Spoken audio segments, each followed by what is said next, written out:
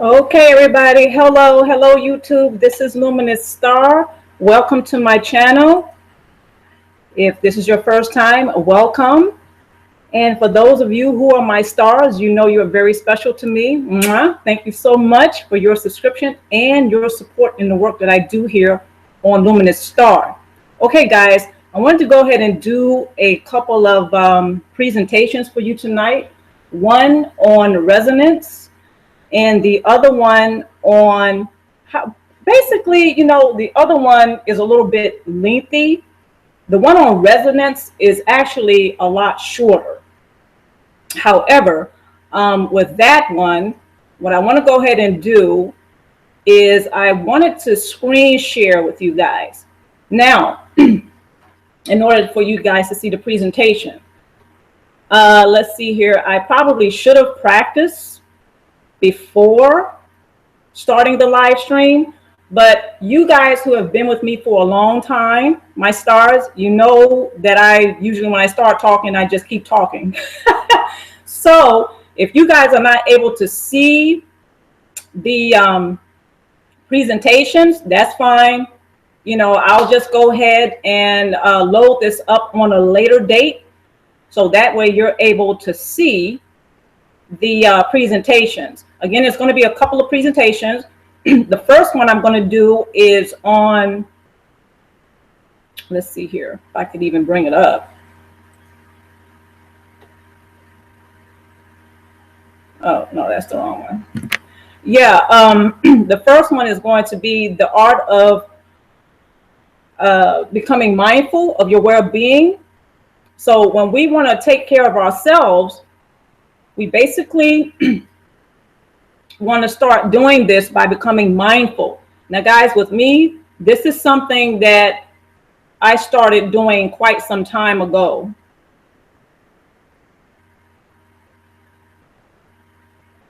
Okay, guys, I am going to just go ahead and come back. Let me try something. And for you guys who are with me, thank you for your patience, but I want to try something. So go ahead and take a couple of minutes break while I do this, because I really want you guys to see the presentation. Okay, so give me just a couple of minutes. I will be right back with you. I see 4 of you are with me. And again, thank you for your patience. Head through the whole presentation without you guys being able to see anything.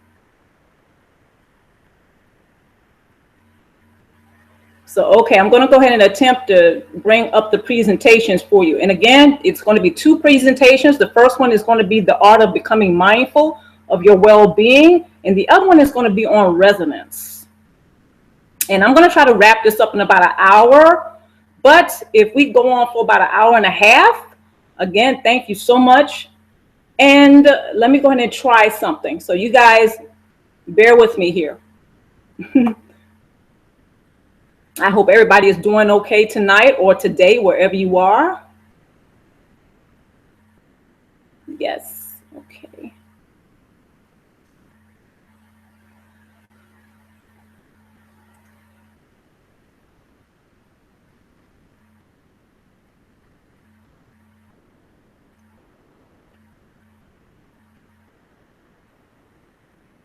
Okay, guys. All right. I'm going to go ahead and try something. Here's my screen share. I think that's going to look awkward. Let's see. Ew. I think that's going to look, I want to give you guys, oh, see, I don't like that look. Ooh, I don't like that look at all. Let's go back. Guys.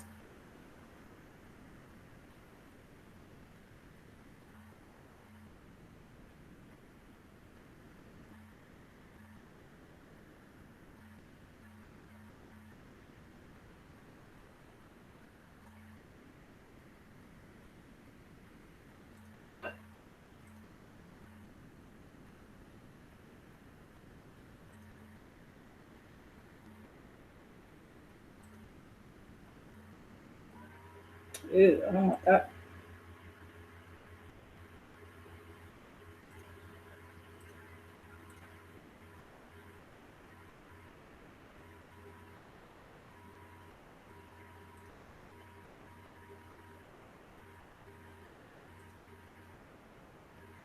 Okay, guys, tonight I may just go ahead and talk about those subjects and just go ahead and bring up the presentation at a later time when I actually upload this Hangout. Okay.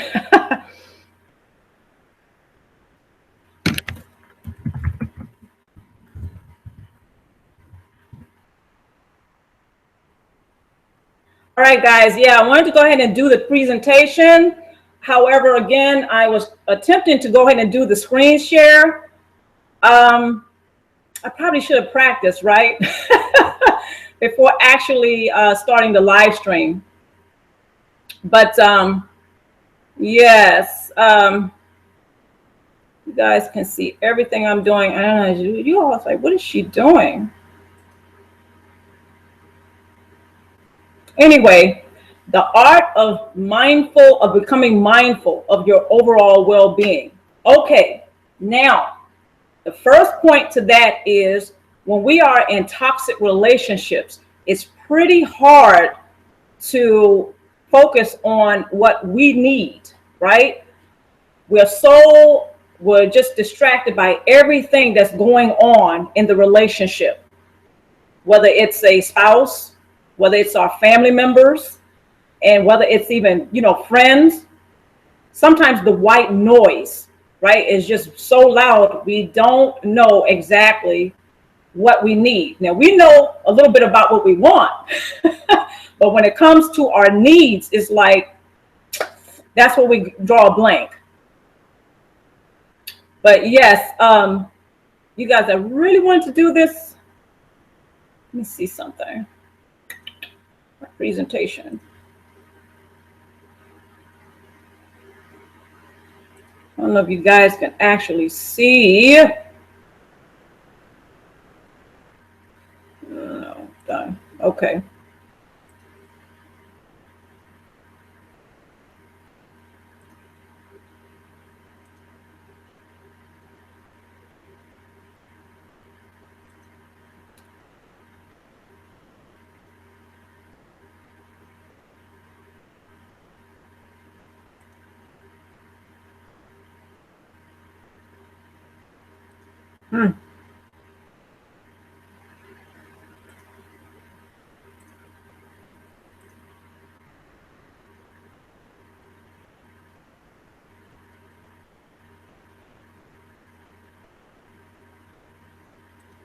All right, guys. Gosh, my apologies. I probably should have, yeah, probably should have went on and, uh-oh.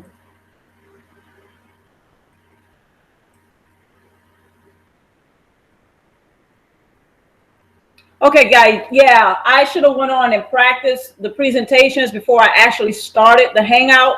So, guys, again, my apologies, and thank you for your patience. But I'm going to go ahead and just talk to you guys about becoming mindful with your overall well-being. So, as I was stating, right, when we are in the middle of relationships and we're so busy taking care of everyone else, we forget about ourselves.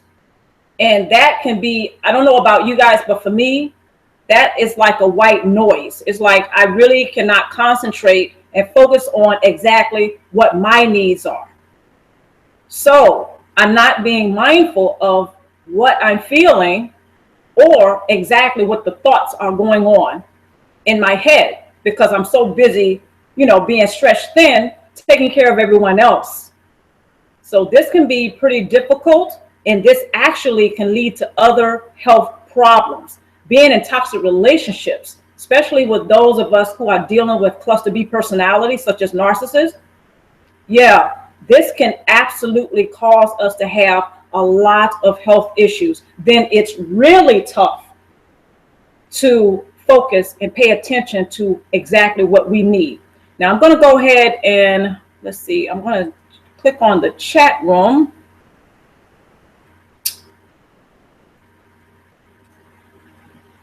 I see 4 of you are still with me. Oh, guys, you guys are great. Let's see here.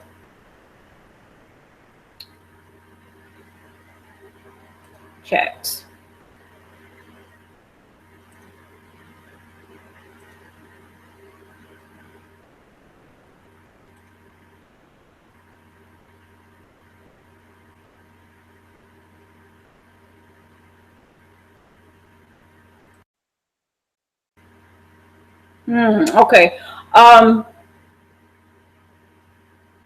I just want to go to the, no, that's not what I want to do.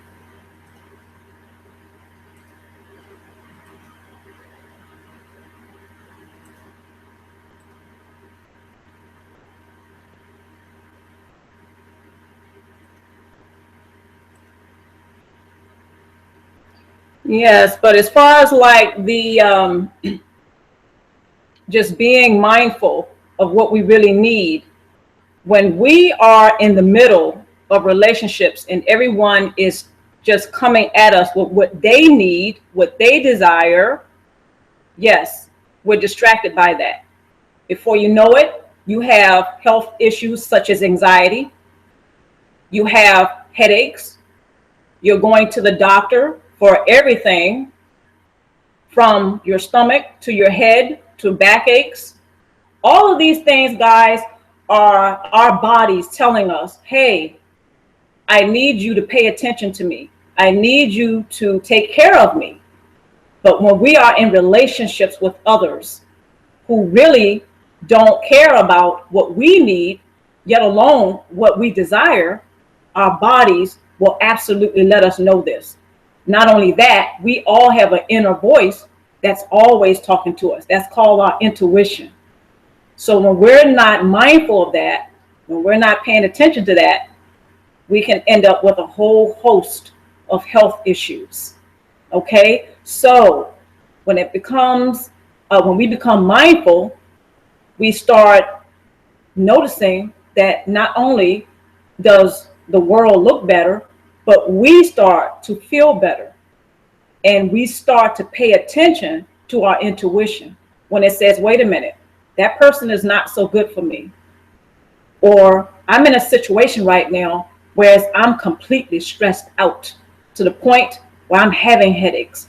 I'm having, stomach problems or, digestive problems. I'm having all types of issues. So I don't know, some of you guys may be very familiar about with chronic pain. Now, this is something that can occur when people are, diagnosed with other issues such as PTSD, complex PTSD. But the reason why I bring that up is because as far as I'm concerned, and even from interacting with some others that I know for a fact have been diagnosed with PTSD and complex PTSD, right? One of the reasons why the chronic pain comes up is because they're not mindful of what's going on with them, not only consciously, but with their bodies. Okay, we have energy bodies, we have spiritual, we have a spirit, we have souls. Well, okay, that's debatable. Some people some people say, well, that person over there, they don't have a soul because they act so ugly, right? But anyway, this is something that I found out actually from my own personal experience, and also from doing some research as well as interacting with others that I know for a fact have been diagnosed with PTSD and complex. Well, they haven't been diagnosed with the complex PTSD, but they've certainly been diagnosed with PTSD. Now, our bodies always tell us what's going on, but when we are right in the middle of toxic relationships, guys, these things, they just cause us to become distracted. All the drama that goes on in toxic relationships is something that we become distracted by. Now, I don't know about you, but yeah, according to the comments that I've read, so I know a little bit about what some of you have been saying in the comment section and also some of your questions. What I've realized is that it is so easy for some of us to take care of others to the point where we neglect ourselves, and it seems natural to do. But guys, I want to tell you, I don't know about you, but that's not natural. That's not a natural thing to do. To get to the point where we're so stretched out thin and we're taking care of everyone else that we're suffering, not only physically, but we're suffering psychologically, emotionally. And for you females out there, this is one thing that I know And this is something that I do know some females have also gone through, that I've personally interacted with, and that's uterine fibroids. Now, I've done some research about that, and it was found that a theory is the cause of uterine fibroids could be emotional stress. Now, for some of us who are involved romantically with males, or females who don't know anything about what we really need or want, and they don't care to know. That, in conjunction with not being mindful of our own needs, our own desires, guys, that can really cause a lot of stress emotionally, spiritually, and that, the body takes on all that stress. So before you know it, you have headaches and all those other ailments that I mentioned. Plus, on a daily basis, some of us are dealing with certain individuals in a toxic relationship, that absolutely leave us feeling depressed. Some of us feel hopeless. So when we become mindful of ourselves, one of the first things that happens is that we are able to effectively communicate what we need and what we want with every relationship we have, whether it's romantic, sexual, whether you're married, or just with your own families and friends and people that you work with. Before you know it, you'll be able to effectively communicate what you need and what you want. And you won't feel guilty. Now, at first, you probably will. I know I did. When I started, putting that into my life, when I started incorporating those steps and saying, you know what, I'm going to put that into practice. I'm going to start speaking about what I need and what my desires are. And another way to start doing that, again, becoming mindful, is to start journaling. You guys will be amazed. Some of you already know this. You'd be amazed how much when you start writing, start journaling your thoughts, your feelings, and as you become more familiar with yourself, see, that's a relationship with yourself. And before you know it, you'll be able to effectively communicate with everybody you come in contact with. Everyone who's in a relationship with you and those that you resonate with. That's the other presentation I was going to do for you guys. I'll get to that a little bit later. But when you start resonating with others and you choose which relationships you invest in, you feel a little bit better about yourself.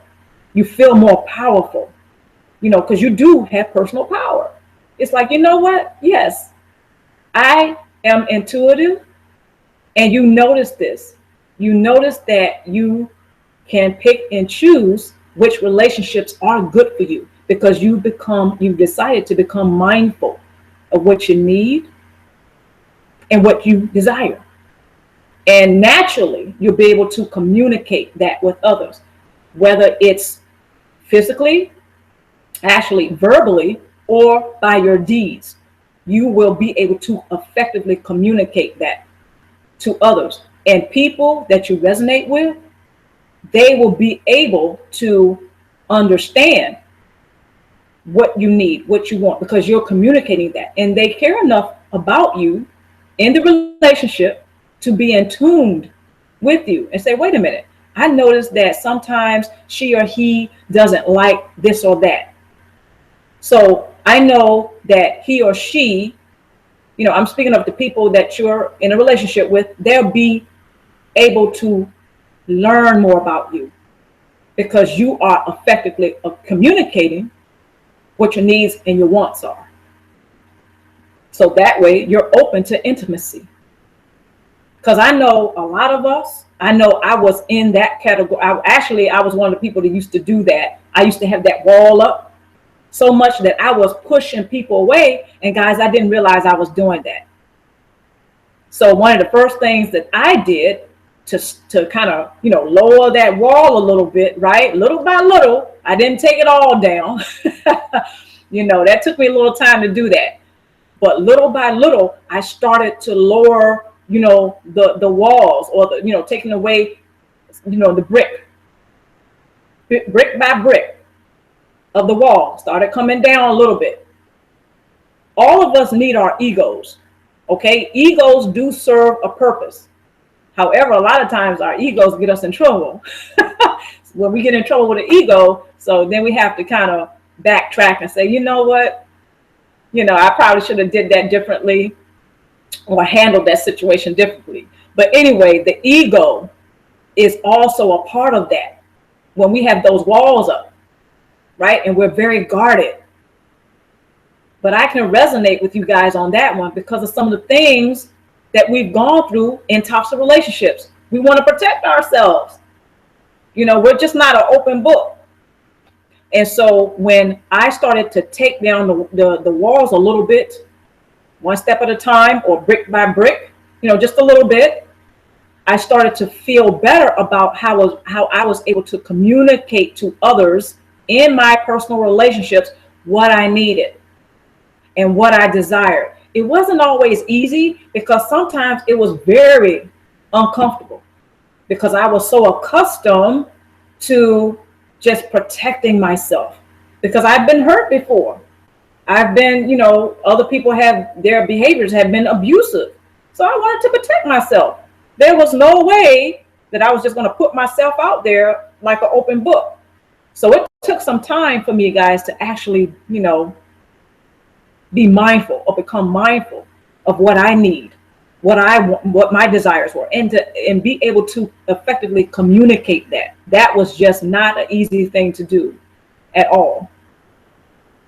And so I wanted to go ahead and bring up being mindful, is because another thing that I realized is that when some people are so accustomed to taking care of themselves, it's so easy.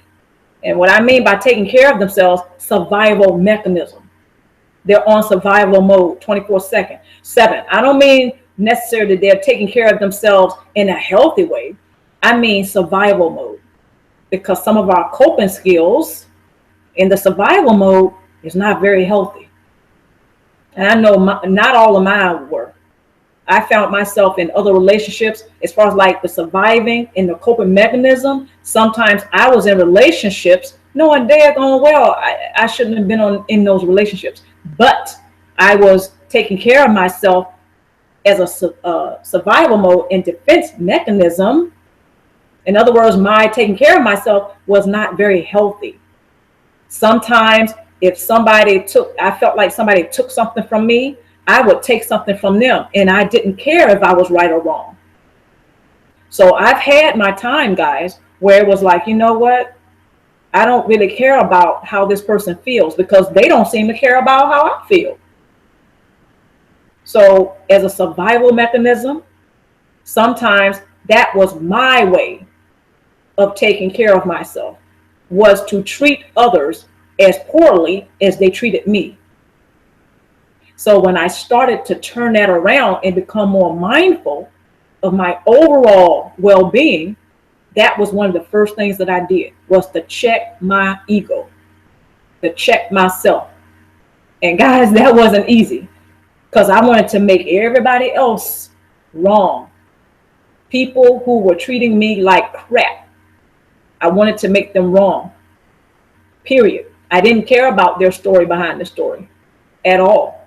I just wanted to go ahead and make them wrong, and to hurt them or to get back at them for whatever I think at that time they were doing to me. I saw myself as a victim.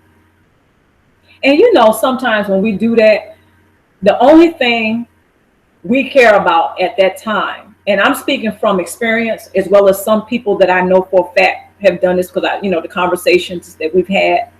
And it's like, that's your relief. That's the only thing you want to do, is to relieve that pain. And that way, it's like, okay, one of the best ways to do that is to give some people a taste of their own medicine, right? It's like, yeah, I just want them to feel how I feel. They're gossiping about me. They're talking about me. Character assassination. They're setting me up for fate. All these things that go on in a toxic relationship. that causes the white noise, all that drama, all that confusion. People saying one thing, but actually meaning another and doing another. This causes emotional stress. This causes frustration. This causes a peak in anxiety. And before you know it, yeah, you're going to the doctor for all kinds of things, not just PTSD or symptoms, of PTSD or symptoms of complex PTSD. One thing, guys, one of the things that I learned is that when I was in toxic relationships and I was dealing with, and I'm talking about after I was diagnosed with PTSD, post-traumatic stress, right? After I was diagnosed years ago with that, when I was having toxic relationships, I found out, later that while I was having those relationships, guys, it added on to my stress. It added on frustration. It added on other symptoms of PTSD, such as nightmares, flash, all the common or the basic symptoms of PTSD that most of us know about. Guys, being in a toxic and a dysfunctional relationship absolutely added to everything I was going through. Everything I was going through emotionally, spiritually. My energy didn't feel so good around certain individuals. But because I wasn't mindful of myself and my overall being, I didn't pay attention to what my intuition was telling me. I just shut it down because I was so accustomed to taking care of everyone else. And part of that for me was to shut my intuitive abilities down, just to shut it down, just turn it off. I wasn't paying attention. So as time was going on in these toxic relationships, I was stressed out, beyond stressed out. Because at first I thought, and I'm speaking of years ago, when I was first diagnosed with PTSD, before that, I thought it was just stress that everybody was going through. Because when I was first diagnosed, this was shortly after I ended my military career. So the entire time I was in the military, never heard of PTSD. Wasn't thinking about it. I was too busy engaged in my military career. However, shortly thereafter, and I'm going to say fairly shortly thereafter, when I was diagnosed with PTSD, I was angry, sad, was really upset about the diagnosis. And I went into denial.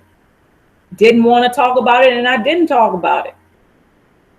But one of the things that was going on parallel to that was my being invested in toxic and dysfunctional relationships. So that added on to the emotional stress I was already under.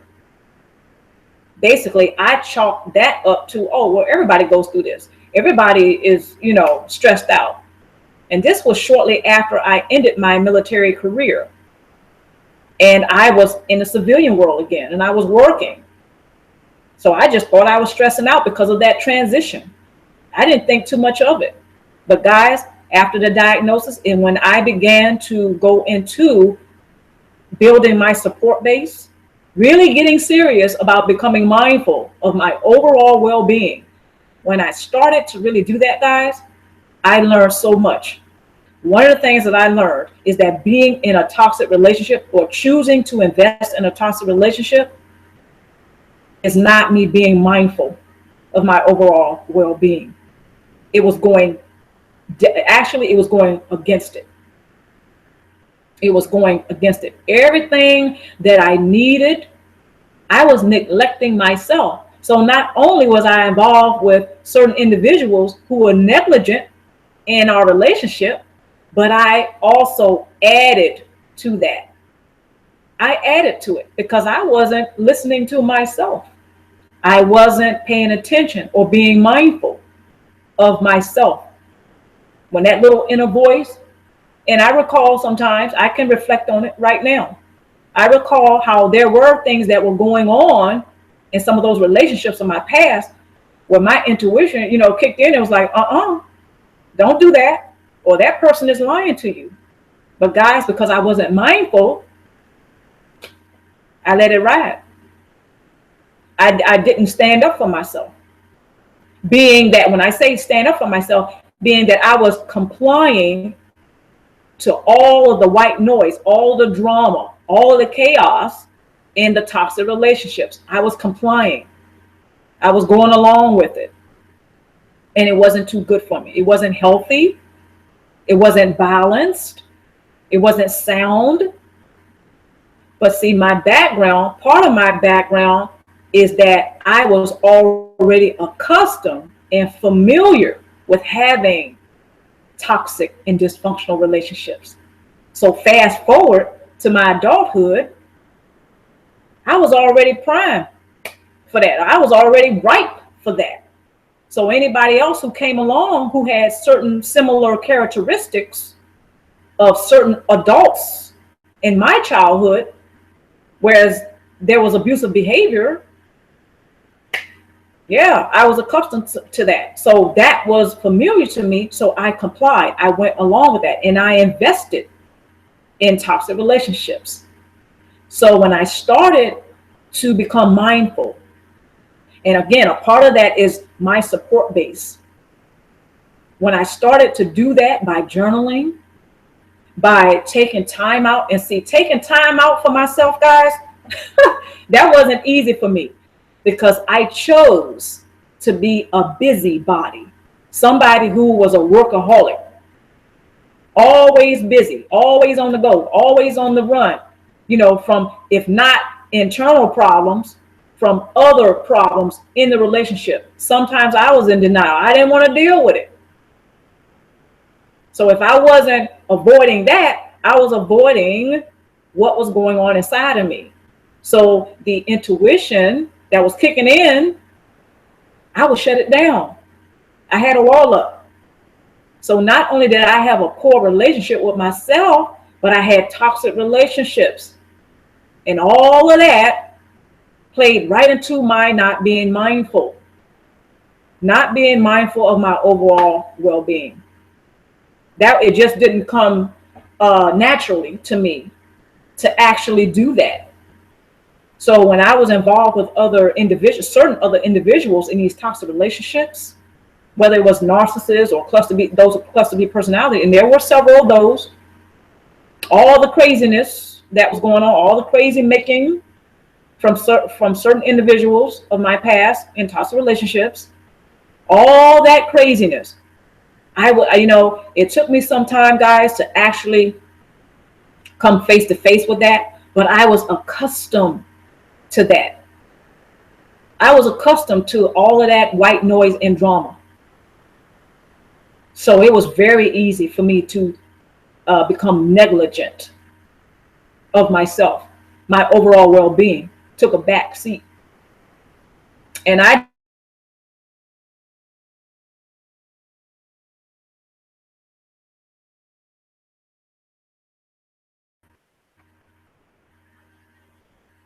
okay, guys, I lost you for a few minutes.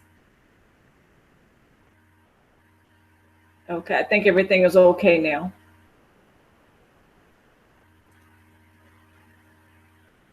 Okay. All right. But I was just speaking of becoming overall mindful. Of being mindful of your overall, health and your well-being. Now, this is something that a lot of us are not accustomed to, especially when we're right in the middle of a toxic relationship.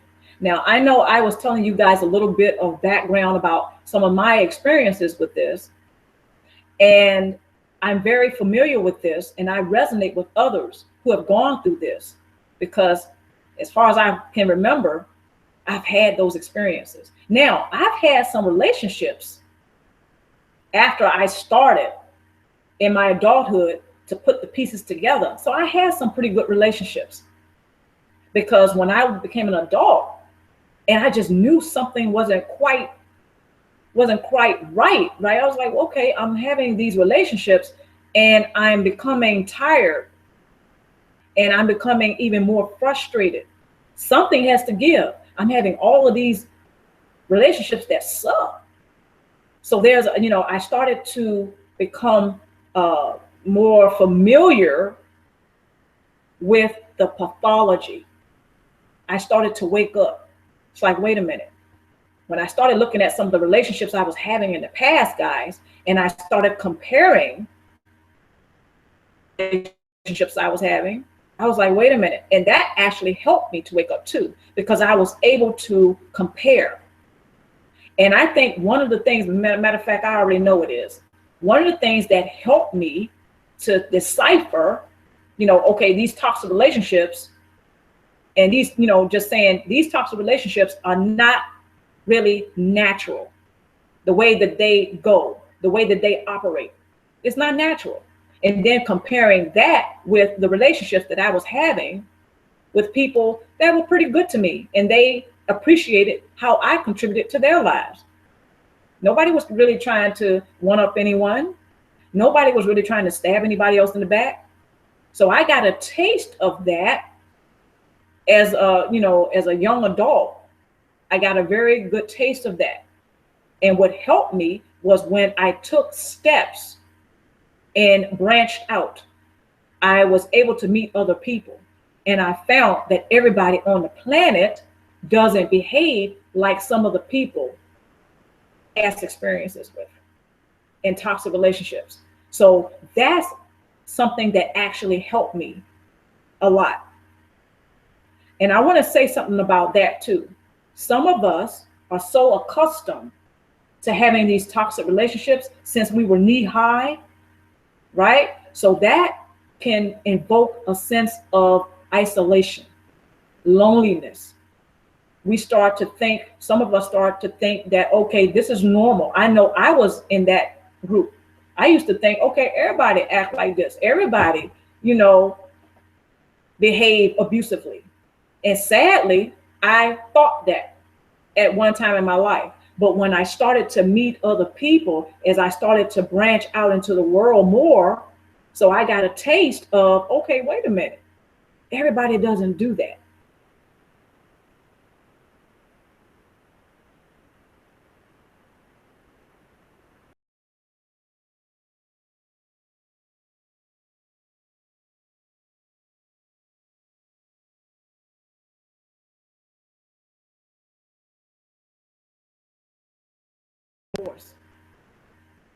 And their spirits are so heavy and they have an energy that just is like, it's overwhelming and you feel drained after you deal with them. Everybody is not like that. So guys, I was able to get a taste of that when I started to branch out more into the world. When I'm talking about when I was a teenager, when I was younger, when I became a young adult and I started my military career and I started going to college and, I started going out into the world. And that was very scary because I was accustomed to a certain thing. I think for most of us, it's quite scary to even just branch out and leave the nest in the first place. Some of us end up running away, because of all the crap going on at home and we can't stand it anymore. So we pack up and we leave before we're 18. We're running away. We go into, finding other people out in the world and we may get into some trouble before we wake up and realize that we are worthy of a great life. I mean, been there, done that. But I want to talk about that isolation. When we are so accustomed to being in a toxic relationship and we are in that for a long period of time, we can become, that feeling of isolation could come up. And those thoughts of, well, nobody is going to get what I'm going through. So the loneliness is there, the isolation, that feeling of, like, wow, nobody's going to understand what I'm going through. So we're less likely to reach out to others. So I resonate with the feeling lonely and feeling like, okay, I got to protect myself. I'm going to keep the wall up. And then, the defense mechanisms are going, and going off. However, I get that because that's a survival mechanism.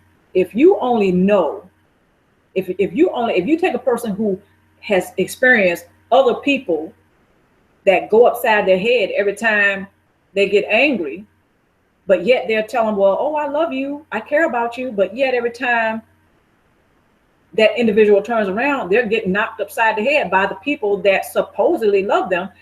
When somebody experiences that over and over, they're going to feel isolated and lonely. They're going to be less likely to reach out to others and express that, hey, this is what's happening to me. Yeah, they're going to be less likely to do that. Now, some will go ahead and reach out, but that's, like I said, if you are accustomed to that and that's what that's familiar, more than likely, I think this is why most of us tend to stick with that.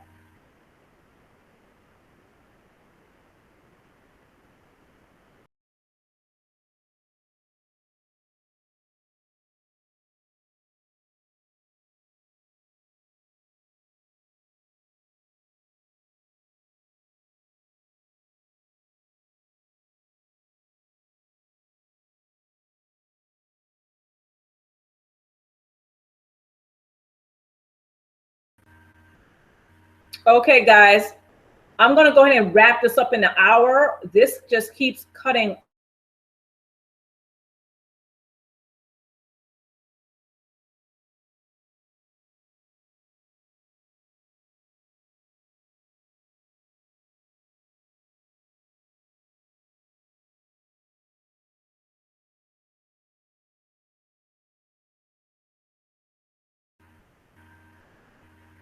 Okay, guys, I think I'm going to wrap this up in about an hour. I was going to go for an hour and a half, but this is okay. Google Hangouts is not operating for me. Anyway, I went on for quite some time. So, yeah. And again, I'm so glad that you guys are joining me tonight. I guess the more that I practice this Google Hangout, the better I'll get. I'm just so glad that you guys are with me tonight. And wherever you are right now on the planet, I hope you are doing well. I hope you're taking care of yourself. And most of all, I hope there's something that you get out of this live stream tonight.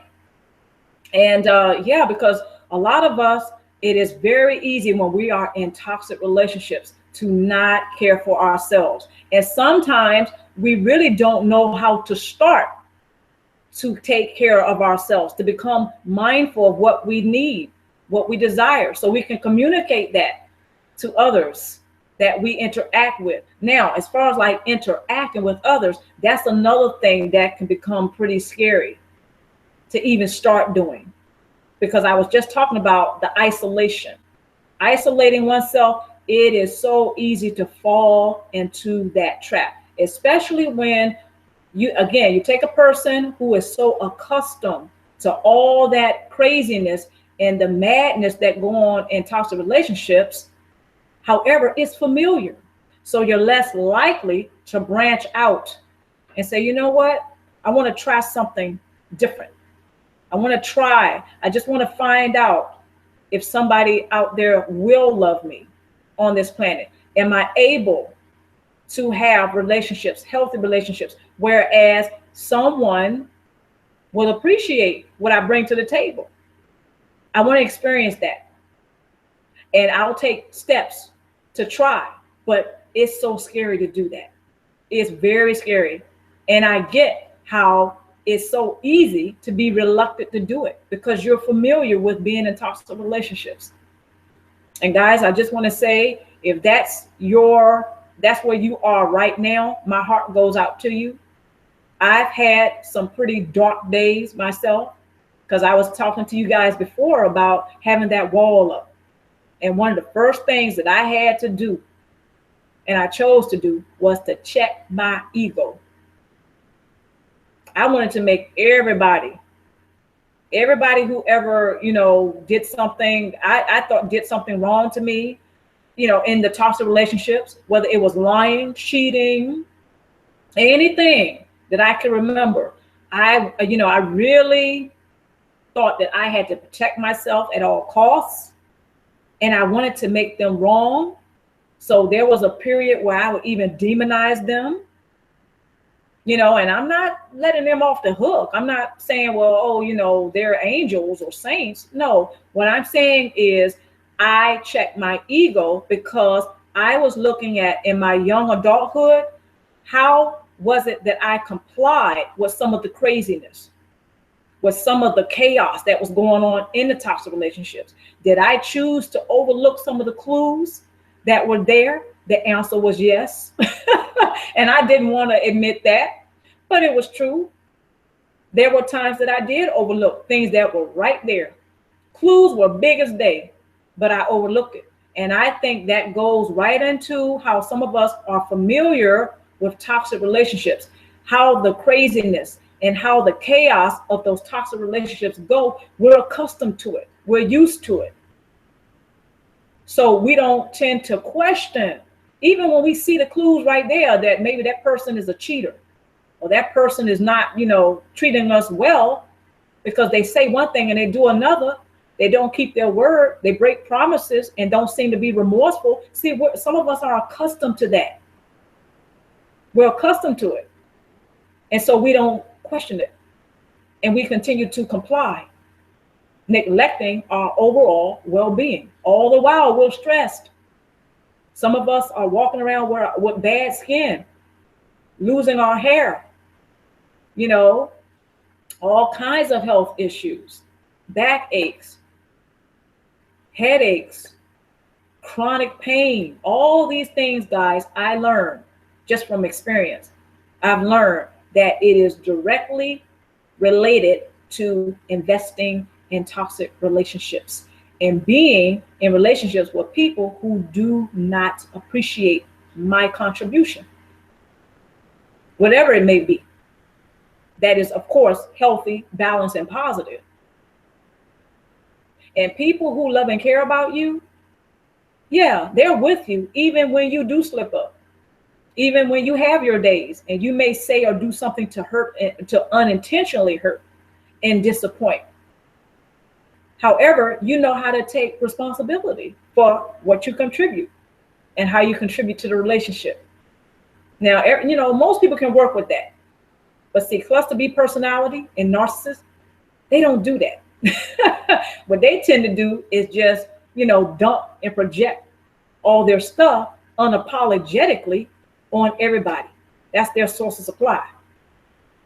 And they want to sit there and watch you depressed, angry, going through it, going to the doctor. And some of them, some people may not agree with me on this, but some of the narcissists and cluster B personality that we are in these toxic relationships with, they know very well why we go to the doctor.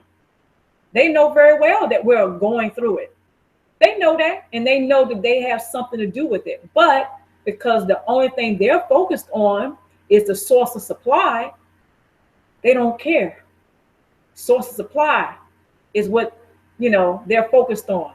So as you go through all the things that you go through, plus on top of that, not being mindful of your overall well-being, it can be a nightmare on earth. It can be hell on earth.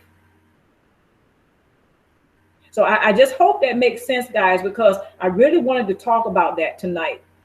I really wanted to talk about how sometimes when we deal with these toxic relationships and certain people that we're involved with who don't care about us, right? They don't really care. We add to that situation, guys, by not being mindful of what we need. Okay, so I'm going to move right on into the tools for that. Okay, tool number 1, become mindful of what you need, what you want. Now, journaling, and the reason why I'm laughing is because it's so simple, right? Just start becoming mindful. Get quiet. Start, taking a little time out for yourself. And begin to become mindful about what you need. That's very important, guys. That's very important, because if we keep on being involved with people who just taking it, taking it, taking it, we're being stressed thin, something's got to give. This is why, it just stands me. And sometimes now I hear the stories of some people, they just snap. They can't take anymore. And here's one thing before I go further with the tools, guys, one thing that I learned, and this one sobered me up very quickly, and that is certain people with cluster B personality and who may be narcissists, covert, whatever, malignant narcissists in those types of relationships, they're going to do that regardless if I'm here or not. They're going to continue to get that source of supply by any means necessary, even if that means they got to push me out the way because they can't use me anymore. I hope that makes sense, because that sobered me up very quickly, very quickly. When I started to incorporate my support base, by going to others, teaming up with them, and cope with what I had gone through and how I was affected, guys, that became very clear to me.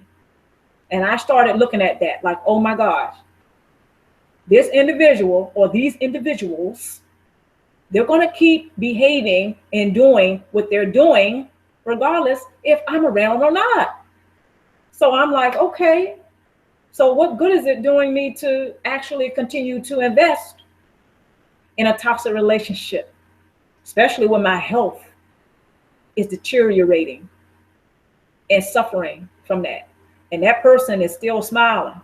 They don't care. they're still getting their source of supply. So I just hope, that makes sense. But guys, yeah, that sobered me up very quickly. Very quickly. So, and I could think of a couple of incidences right now, whereas there were a couple of people that I was involved with in the past, and actually neither one of them were romantic relationships, but I was in a relationship with them. And one of them actually used to gossip a lot. When I turned around, that person was in trouble, but there I was in a relationship with them. Now, this is another thing I learned. When somebody is gossiping to you about somebody else, they're doing it to you too. They're gossiping about you as well. So there I was, involved with somebody like that. And years later, when I started to build my support base, journaling and doing all these other awesome things that I do today to keep my support base going, guys, one of the other things that I learned is that particular individual, they didn't know who they were. That's why they used to gossip about everybody else. That's why they got into trouble all the time. They didn't know who they were. So they were around me to get source of supply. And the other thing that I recall is that whenever I made a little mistake, it can be like, say we're out at a restaurant somewhere and I may spill a little bit of drink, on my blouse. And I mean a little bit, maybe a drop. They will point that out and blow that up, right? And then they will proceed to talk to everybody else about it as if I did something horribly wrong. I mean, again, that's where the gossiping come in. A person who will gossip to you about somebody else, they're going to do it to you too behind your back. So this particular individual, I noticed that now I'm talking about years later, I noticed how every little thing that I did, that person blew it up. They magnified it. Yet at the same time, they would, when we got around other people, they would make a showcase of it. Whatever that thing was, like spilling a little drink on myself, they will magnify it and they will showcase it to everybody else and say, oh yeah, she spilled the drink and then, her blouse was all effed up and blah, blah, blah. And they just magnified it. And I'm like, okay.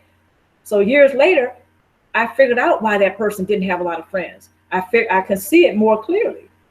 Like, okay, but I was spending time with that person.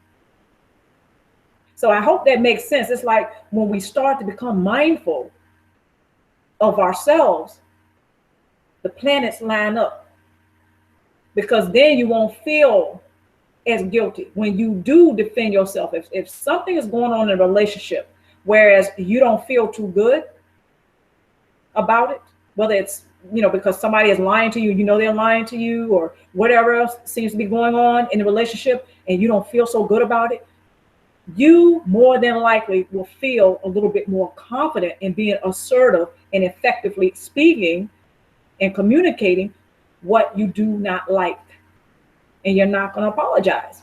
You're not going to feel guilty. Now, at first, I'm going to go ahead and give you a fair warning, guys. It's going to feel a little bit uncomfortable because when a person is not accustomed to that, yeah, they're not going to, it's like, maybe I overreacted, or maybe I should not have, said it like that. Yes, you should have spoken up. Yes, you have every right. That's called personal boundaries. So when we're involved with people who really don't appreciate our contribution, the question is, okay, what am I doing here? Now, in the cases where there's children involved, now I can speak to this a little bit. And I can say that because when I was growing up, I can recall certain adults always at each other's throats. And I'm like, this feels awful. But growing up in that environment, I became accustomed to it. And so when there's children involved, I said that to say this. This is my point. Children absolutely are affected by our investing in a toxic relationship. They are affected. Example, parents who are in a toxic, dysfunctional relationship, they're married, there's drama all the time. The children are affected. That child or those children, they are affected because they're a part of that relationship. They're part of that family. They're part of the environment. So energetically, emotionally, spiritually, they're going to experience that. Even if we don't tell them what's going on. I'm talking about the adults. If we don't tell the child is going to still experience it. They're still going to know something is not quite, is not quite right. So imagine if we who are in these toxic relationships, imagine if we are investing in these toxic relationships and how we're affected by it. Imagine what the children are experiencing, even though they may not say anything. This is why some children, I think, they act out. They act out. They may not say verbally, they may not speak how they're feeling, the anxiety, the anger, the depression, the things that they are feeling. They may not express it verbally, but they absolutely, because they're a part of that environment, they're going to feel some kind of way about what's going on. They're going to think something about it. And so when we are engaged in these relationships that are toxic, we may not verbally express what's going on, but our bodies definitely will let us know, wait a minute, something is not quite right here. And that's why I was saying earlier to you guys, when, I started to I was just shutting my intuition down. I was like, it was still there, still doing its job, right? But I wasn't appreciating it. I wasn't in tune. So I wasn't mindful at all. And so when children are part of these toxic relationships, yeah, they feel what's going on. They're because they're part of that environment. They can't help but to know there's something is not quite right. So, if we're affected by it, imagine how the children, they're affected by it too. So I'm not saying that to judge anyone at all, because again, I have some experiences myself with these types of, toxic relationships and feeling and being affected by it. So, again, the tools, first tool, become mindful of your overall well-being. Now, the first way you can do that is, again, to check your ego, check yourself. How are you complying to these toxic relationships? And also, how do you feel? not just, by critically thinking about exactly what's going on in the relationships. Is this person cheating? Are they lying? What is the proof? Or basically not just the proof, but what are the facts? What is the reality that you can look at and say, you know what? Yes, this person is not all of who they say they are in this relationship. Even if you haven't, for example, caught them in the act of cheating, but you just know that because of the fact that they're being deceptive in every other area of the relationship. So it's not a far stretch to say, okay, they probably got somebody else too that they're sexually involved with. But the reality of the relationship, by facing the reality, what's actually going on in the relationship? What's really going on? Instead of idealizing what I wish was going on in a relationship. Because I used to do that too, guys. I used to idealize the relationships that were toxic. I would idealize them and idealize some of the people that were involved. Like, I wish they would behave a certain way. In other words, I wish we resonated with each other. We vibed. I wish that we got along with each other naturally. See, I'm going to get to the resonance in a minute, but I wanted to go ahead and really talk about that, being overall, just becoming mindful of the overall well-being, because I think that's a big one. Because that kind of speaks on everything. Because once we become mindful, then again, the planets will line up.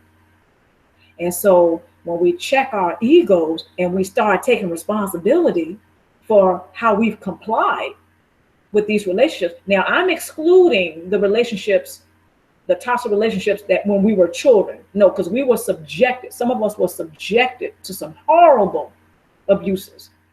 I'm excluding that when I say check the ego and look at how you resonate, how you complied with the relationship. I'm excluding that. So when we check our egos and we look and say, okay, yeah, I remember those clues, they were there, and yeah, the little voice came on, and I ignored it because he was so fine, or she was so, she was real beautiful, or whatever, or whatever the case may be. Whatever the case may be, why you chose to ignore those clues, that's taking full responsibility for how we've complied in the relationship. And so that way we can start, knocking down that ego a little bit. Now, ego is good for certain things, but ego can be our downfall sometime too. So I know it was kicking my butt. My ego was kicking my butt at one time, guys. And I kept the wall up. So I couldn't clearly see some of the things that I needed to see, such as being negligent of my own well-being, because that's what was happening. And so again, tool number one, become mindful. Start checking the ego. Start looking at how how are you playing into these toxic relationships? Where are you in that? Tool number two, take some time out. Take time out to get quiet. I know sometimes some of us, it's hard to do that because we have, children, we have other family members we may be living with, we may be, again, living with some people that we don't resonate with. They may share the same family tree, but we don't resonate with them. And then some people, we may have roommates or whatever the case may be. Sometimes it's a little difficult to get that time to yourself. But guys, it is so important. It was a game changer for me. So when I started to take that time out and say, you know what? I'm journaling, but I'm going to take it further. I'm going to find out in my community where some parks are, where I can go to the beach. I'm going to take a little time out for myself. Sometimes, guys, I used to just go out and walk. Like when I was working in certain offices, and then when my break came, when I was able to take a break or, go to lunch, I would go outside. If it was a nice day, I would go outside instead of staying at, because some people used to stay in the office, have their lunch and keep working throughout lunch. I mean, yeah, I did that. Sometimes I would do that too. But when I started to take some time out for myself, I didn't just wait until I got home. Of course, I was able to do more of that when I got home, but I started to do it wherever I was. Even if I was sitting in a busy airport, been there, done that. I would just go ahead and start to, some people call it meditation. I would just get quiet and I would visualize living a great life. And all that consisted of my goals, whatever it was, just start to visualize myself successfully living my life on my own terms. That was very helpful. So again, tool number 2, take some time out for yourself. Even if it's just to take a nice, long, hot bubble bath. That's what I do sometimes. That's how I also release some of those toxic energies from interacting with others who may not resonate with me. So just taking some time out. Tool number 3, release the energy, toxic energy. Now, I did a video about this a while ago, how to release the toxic energy. Because one of the things that I found out, guys, is some of those toxic relationships that we've had in the past, we're still carrying the energy. We're still holding on to the energy that was accumulated or shared or experienced in some of those toxic relationships. And it could have been 30 years ago, 20 years ago, 10 years ago, 5 years ago, last week. We're still holding on to that energy. And so when we learn how to release those toxic energies, then we can feel better. Then we have more energy left to mind our own business. You know what I'm saying? We can go ahead and say, you know what? I think I'm going to go ahead and treat myself today instead of, minding what the narcissist need. Like their birthday might be coming up and you don't feel so good about it, but you help them to celebrate it because you don't want to hear their mouth. You don't want to hear, what they got to say, or, they might go ahead and try to punish you with the silent treatment or all the other crazy things that some of us know the cluster P personality can do when they don't get their way. So, instead of you stretching yourself thin, trying to please them, you're mindful and you say, you know what? This is how I feel right now. This is what I'm thinking. I'm going to take some time out for myself. And you know what? I have a little extra money. I'm going to take a trip this weekend. Yes, I'm going to the beach. Yes, I'm going to take a road trip. Yes, I'm going to get on a cruise and, go somewhere I've never been before, but I always wanted to go. This is all of that, guys, is being mindful of what you need and what you desire. And just giving yourself permission to do that. So the third and final tool is to release that toxic energy. Because if we're harboring that toxic energy from other relationships that were very toxic, we're still tied to some of those individuals that we've had those toxic relationships with. We're still tied to them. That's why sometimes we get to thinking about them. It could have been 5 years ago, 10 years ago, and we're still thinking about them. We may even be having dreams about them. That's what all of that is. If the dreams are bad, that is. If the dreams are fairly good, that could be a good sign. But I'm talking about when we're still having dreams, unpleasant dreams, even unpleasant thoughts about individuals. Why? Because we're still energetically tied to them. We haven't released some of those toxic energy from the relationship. And I had mentioned before, one of the ways that I do that is I take a nice hot bath. Now, that may sound pretty simple and it may sound like it doesn't work, but I had done some research years ago on how we can absolutely forward our intentions to water. When we forward intentions to water, it can absolutely manifest in our lives. So while we're sitting in that bath and we visualize moving forward, thriving, being successful at meeting goals, at accomplishing things, reaching our goals, living our lives to the fullest without toxic relationships, actually learning how to have healthy relationships instead of toxic relationships. Okay, so when we start visualizing that and we're submerged in that water, see, that's intention.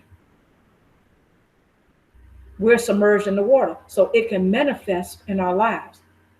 And it does work, by the way.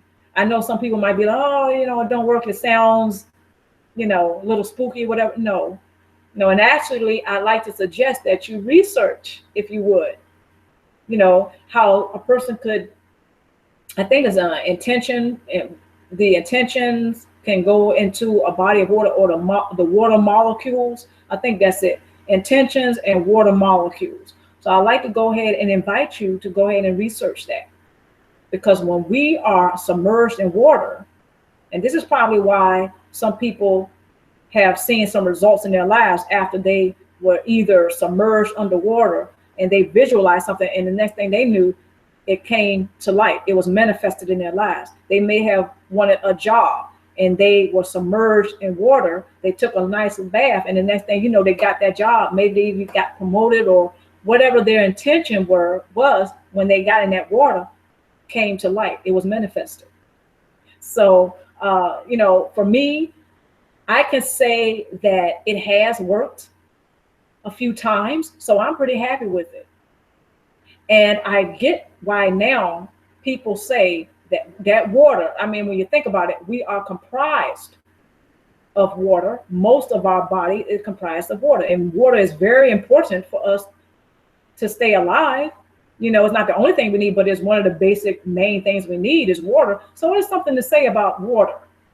It's much more to water than we think. So by taking that bath and just submerging in the water, releasing those toxic energies, absolutely will help. Then that will clear the clutter in your life. So that way you can focus on your own life instead of focusing on what other people seem to want and need from you that don't appreciate you. Now, I'm not speaking of people who do bring something great into your life. Of course, we want to keep them, we want to continue to have a relationship with them, and we don't mind, continuing to contribute to their life because they appreciate us, and that just want to go right into the resonance I want to talk about. But those are the 3 tools. And I have found them to be quite helpful. So even right now, what I do to take some time out, just a little side note, what I do is I go out into nature sometime. If I'm having a particular issue, and we all are having issues, we are all having, challenges, but sometimes just going out into nature will absolutely help me to focus, will clear up for me. Certain things will come into perspective for me just by going out in nature, getting quiet. Yeah, it helps a lot. So this is one of the ways that I take some time out for myself. And all of these things can be a part of your support base. Another thing that I do is volunteer. This helps me a lot, guys, just to volunteer and interacting with people that I resonate with and who will resonate with me. So my being a military veteran, if I volunteer, for example, and I've done this, volunteer at a VA hospital. Well, I resonate with a lot of other military veterans. That's what we have in common. We had a career in the military. So we have something in common right there. And by me actually being in a group like that and interacting with them almost daily, or very often as I'm volunteering, that will absolutely help me to become more mindful of my overall well-being. Why? Because I'm doing something I would like to do. That is volunteering.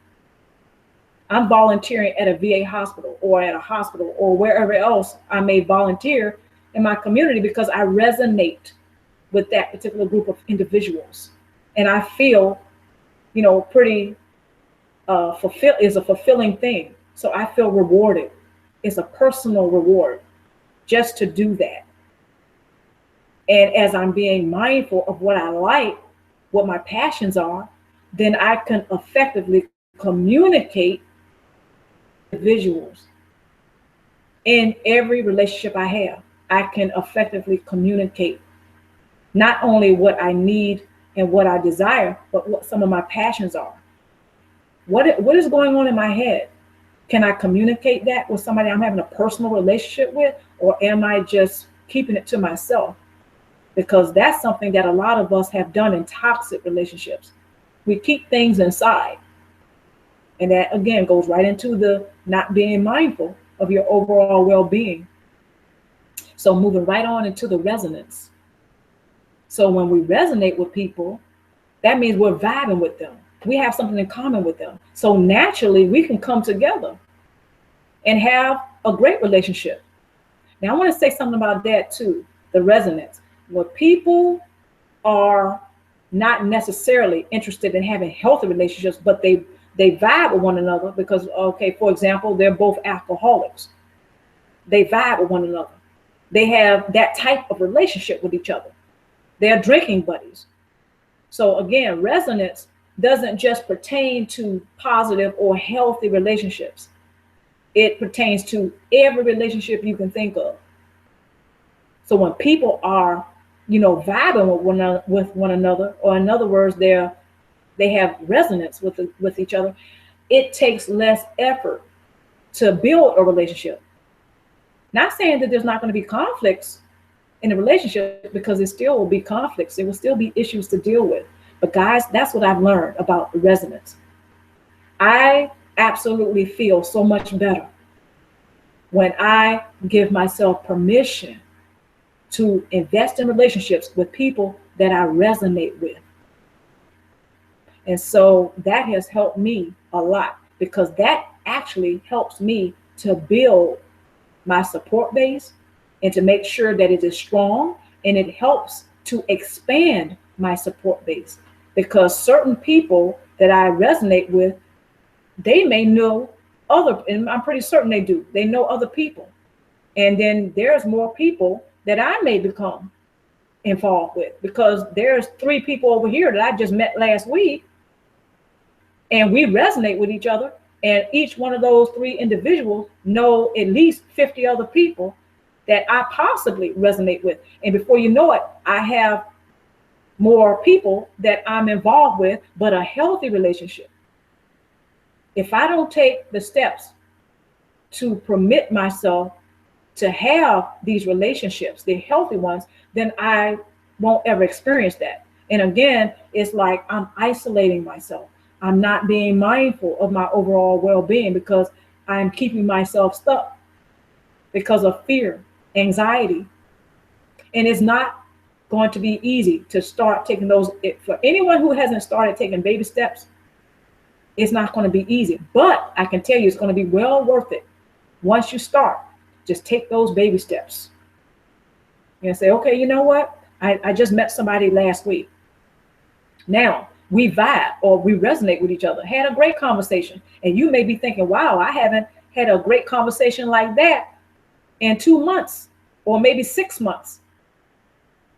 But this person I just met, yeah, we resonate with each other. So it's all right. So I feel a little bit more confident now of taking more steps in that direction, opening myself up to having healthy relationships with people that I absolutely resonate with. So, again, I hope that makes sense, guys. And I really wanted to talk about those 2 things tonight, because this is something that I'm noticing some of us are still dealing with. Some of us have gone no contact, right? But we still feel the anxiety. Sometimes we feel the anger. Sometimes we're frustrated because certain individuals that we have gone no contact. In other words, we are not invested in those toxic relationships anymore. It just seems like we're not being heard. But guys, let me say something about that. One of the reasons why you're not being heard, now this is not your fault, is because during that relationship, during the toxic relationship, just think back. Were you appreciated? Probably not. That means whatever your contribution was, whether it was verbal, whether it was emotional, physical was not really appreciated. So now that you've gone no contact, it's not different. The only thing that's different is that you have decided to not invest in that relationship anymore, or those toxic relationships anymore. So you've moved forward. You've gone no contact. See, that's the difference now. Other than that, things are the same. They're the same.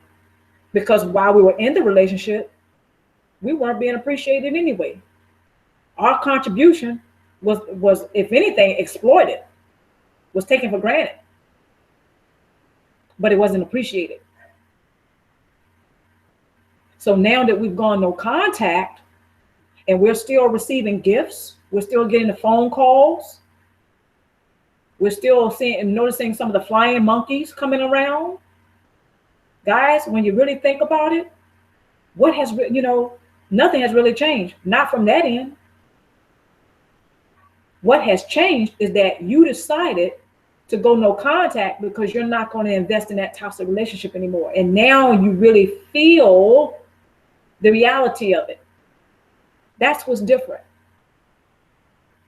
So this is why when we continue to get the gifts, and when the phone calls come in, the texting, and also the attempts to connect on social media, when all that white noise seemingly is still coming from the other end, well, nothing has stopped. See, it's the same old on that end. You're the one who's changed for the better. You've changed. You've decided this toxic relationship isn't for me, or these toxic relationships are not really what I want anymore. It's just something I'm just not, I'm not feeling anymore. So that's what's changed. So you weren't being appreciated in the first place. So this is why when you speak or when you express right now that, hey, I don't want you to call me anymore, or, I'm not going to be hanging out with you anymore, or, in other words, all the things that we do that express no contact, that from the other end is not received, which also shows a lack of appreciation for what you speak, for what your deeds are, with your attitudes, whatever. It hasn't changed. It hasn't changed. Not from that end. So with you, now you're experiencing really the nature of that toxic relationship. Now you're experiencing it more because you're no longer right in the middle of it. You're not right in the thick of it. You've come up out of that. So now you can see it more clearly. And it's like, wow, that's not for me. So all the craziness that continues on that end, you can see it more clearly. And of course, those individuals, not saying of course like they're right, of course, they're still not going to behave like they hear what you're saying.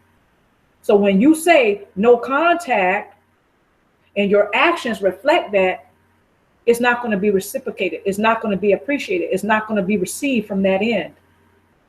So that's pretty much a big part of it.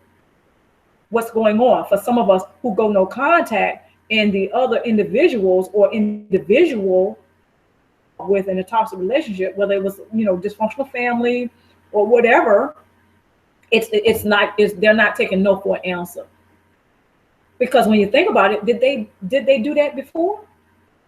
You pretty much got bullied before, And this is something that I can, I'm going to use that word, resonate. I can resonate with that. I can relate to that. I feel you on that. Okay? Because I've been there, done that. It's like, so when you come out of that toxic relationship, don't be surprised when others behave as if they're not taking no for an answer. Don't be shocked by that. It's annoying as hell. Yeah, it's frustrating. And some of us feel the anxiety, because we kind of feel like we got to walk on eggshells, even though we've gone no contact. Well, you know what I say to that? Going no contact means just that, going no contact. So I'm not just going to profess that with my mouth. My actions and my deeds will also reflect that. Whoever doesn't accept that, well, they don't accept it. But you know what? That doesn't affect me. Not really. Some of us are so accustomed to pleasing others that we don't have a strong sense of ourselves, our own identity. In other words, that person is them, that's that person over there, and I'm me. They are them, and I'm me. That sense of self, that sense of separation, not separation, like, okay, we're separated. Not really like that, like in a bad way or a negative way. I mean, that strong sense of self, your own identity. You can decipher yourself, your presence, and somebody else's, and know that they're two separate things. When we are in toxic relationships, we become so enmeshed. The lines are blurred. And so when we go no contact, some of us, it still feels like we're connected. In conjunction to the going no contact and them not taking a no for an answer, just still energetically, we feel, we still feel we're connected, and we don't like that feeling. Some of us don't like that feeling. It's like, wait a minute, I've gone no contact. It's been a year or maybe 2 years, but I still feel that person is still around. I don't really feel like I'm free. And guys, I just thought I would break that down a little bit, because it's like, when you really look at all the crap that was going on in those toxic relationships, yeah, right now, it's not going to feel like you're free, because those people, some of those individuals that you were involved with in a toxic relationship, they did not have much respect. And let me put it like this: personal boundaries were violated left and right. They were violated. So now that you've gone no contact, see, for those individuals, they're not going to stop attempting to violate the personal boundaries. I hope that makes sense. They're not going to stop, because that's what's going on with them. It has nothing to do with you. However, when we start to become mindful of our overall well-being, a part of that is not only resonating with others, right? And allowing that flow, being open to that flow. So you have the resonance, but not only that, the becoming mindful is also to pay attention to how you feel, what you feel, how you think, and what you think about every relationship you have. So when it comes to those individuals who just, they want to continue to break down the personal boundaries, you're like, wait a minute, that person is that person, and I am me. So a strong sense of self will come into play as you become more mindful of yourself. That's part of it. Your own sense of that identity.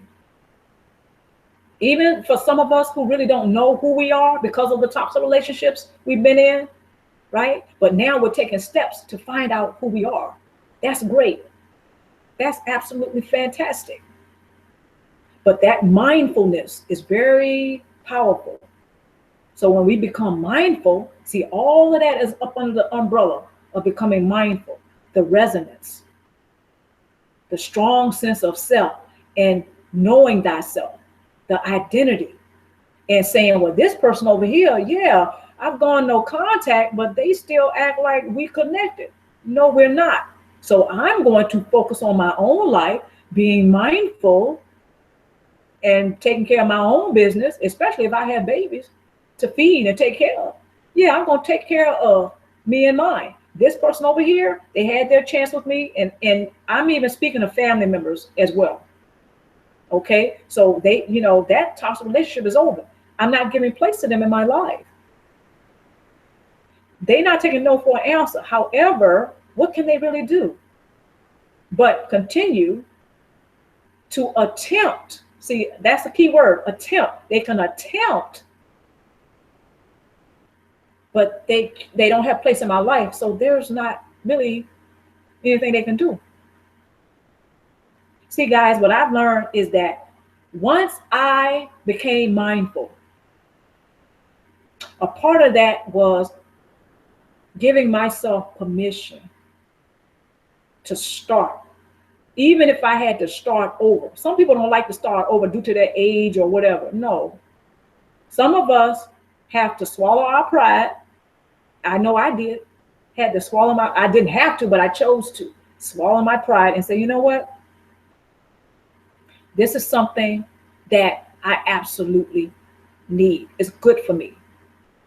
I actually desire this, and that is to take baby steps, to start, instead of continuing to do what's familiar to me, and that is being in this toxic relationship. Because health-wise, it's killing. It's killing me. It's not so good. And so when I started to become mindful, guys, all of those things that I was just talking about here came into play. All those things came into play. So I just, I said all that to share with you guys that no, it's not going to be easy, but becoming mindful is very important. And I think that those of us who have started, because I already know some of you have already started this, and I think you have the before and after picture, and you can compare it and say, you know what, I'm glad that I became more mindful of what I need or what I desire. And so when I started to become mindful, all those toxic relationships I had in my past, guys, not only became vague, in other words, they weren't even just right in my face. It wasn't a big HD screen. It became very much in the background. It was very vague. I'm like, okay, I remember that, and I use my past as a reference guide, but this is not what's actively going on in my life today. This is the past. And yes, there are some people that don't like the fact that I ended the relationship, or I went on and decided I wasn't going to continue to invest in the relationship. Yes, however, they don't have place in my life because I've gone no contact. And regardless of their attempts, they're not successful in getting a place in my life again. See, you have to say that. You have to give that permission. You have to give them access to your life and say, you know what? Yeah, okay, I'll give you a place in my life again. But most of us who have been dealing with cluster B personality, yeah, we've learned that that's probably not the best thing to do. So, yes, becoming mindful, very important. And when we open ourselves up to resonate with others, then before you know it, your support base becomes stronger and it expands. And it's little by little. And you okay, you take baby steps, you'll be okay. And those who don't take no for an answer, what else can they really do? They can threaten. They're still going to be bullies. And like I was saying before, they haven't changed. It's you that has changed. You've changed. They haven't changed. And so when they continue to attempt to get into your life again or your good graces, that's all they can really do. I don't know about you guys, but when I first found that out and I really noticed that made me feel so much better. It was like, you know what? Yeah, what can they really do? So guys, I'm going to go ahead and wrap this live stream up. And I certainly hope you got a lot out of it. I hope you got something out of it. But even if you just got a couple of things out of it, I certainly enjoyed this live streaming, and there are more to come. And again, yeah, thank you for your patience. I will have to practice this live streaming even more. So that way I can really, do live streaming a lot better. But again, thank everybody who joined me tonight or today, wherever you are. Again, I hope you're doing very well and becoming mindful. Yes, absolutely a game changer. It takes time. It's a process, but it's very well worth it. At least I say so. And when you look at those toxic relationships you used to have, Can you honestly say that you wish you were still having them? I hope the answer is no. I hope so. Because even though sometimes we are familiar with all of the craziness that goes on in the toxic relationship, when you start to take baby steps and become mindful and you come up out of those relationships, life really is better. It is sweeter. Now, this doesn't take away some of the, challenges we have in life. Oh yeah, none of us are going to get away from with that. I'm saying that regardless of the challenges, regardless of the things that we face every day, regardless of the things that we must go through to achieve certain things to have a better life, when you compare that to the toxic relationship you was having, all the craziness you were going through, I don't think you can really compare it. I know I can't. When I look at my life before and after, and I still say that I have a lot of other things that I can still see myself doing. Guys, when I look at some of those toxic relationships I've had, no one can pay me enough. Nobody can pay me enough. I know that's a strong statement, but nobody can pay me enough to relive or actually start any of those toxic relationships again. Because when I look at all the things that I went through, when I look at that, but I'm not only looking at that, I'm looking at some of the valuable lessons I've learned.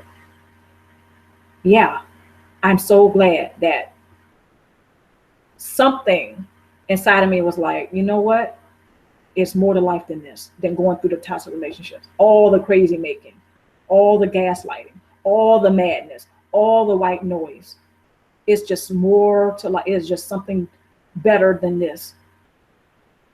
So guys, again, I hope you enjoyed this live streaming, and I'm going to go ahead and conclude it. And there will be more live streaming coming up. Okay. And I know that some of you guys were, I hope you did. I did do the live streaming a week ago, and I went on and uploaded it, and I'm going to upload this one as well. So anyone who wants to watch it later, they can go back and watch this one later. However, the next live streaming, I'm going to go ahead and post that up, and there will be another live streaming within a week or two.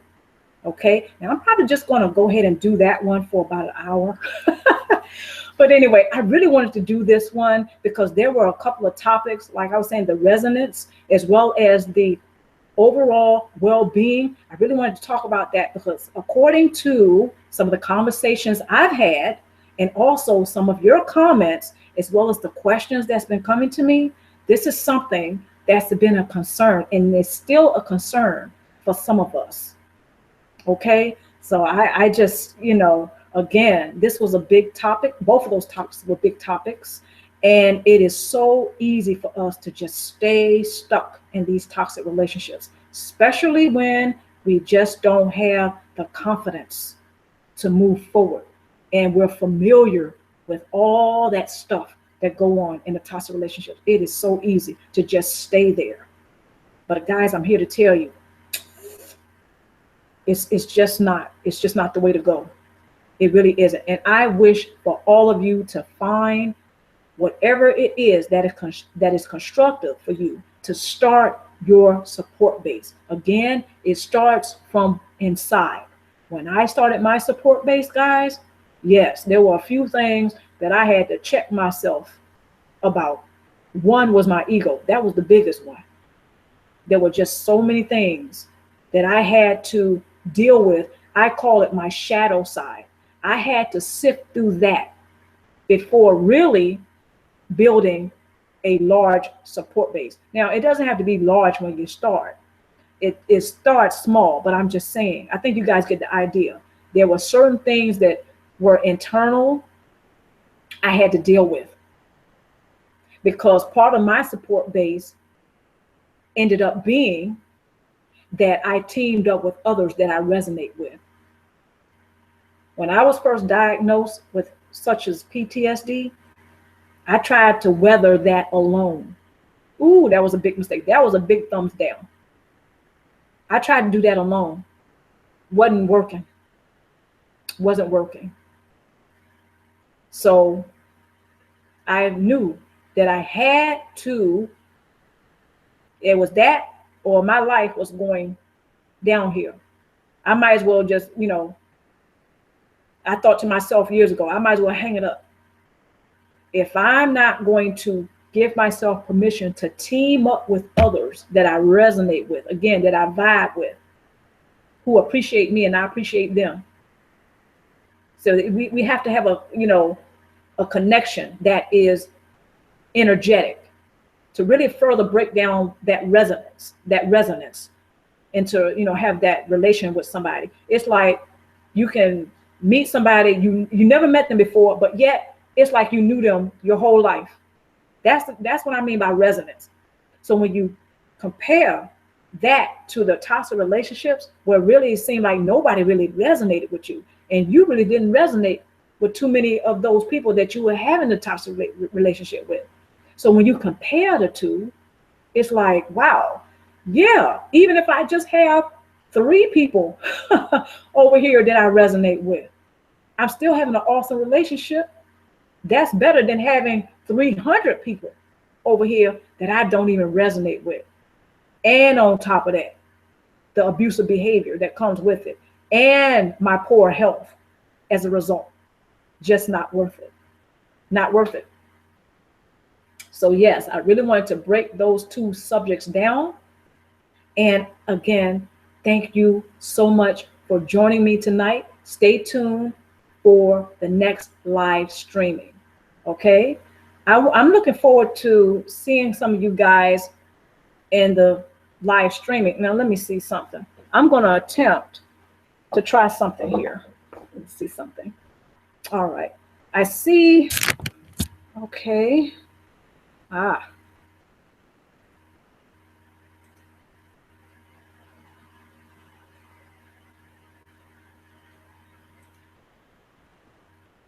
Oh, I just lost it.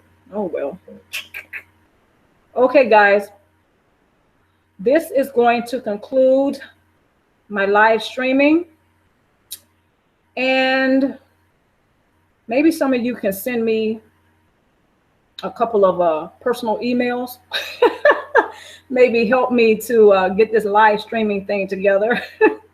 I know you guys probably mean well. Because I know the last one that I did, I was able to see the chat, but actually not until the last minute. All right, guys, this concludes the live streaming. Thank you guys again for your time. And I welcome comments, questions. Please send them to my email address. And for this live streaming, it will be uploaded along with the tools and also the presentation that I was going to do for you guys tonight, but I just ended up just off the top of my head talking about it. But I had a nice, I had 2 nice presentations for you and everything. Okay, guys, take care of yourself. And wherever you are right now on the planet, take care of yourself and be well.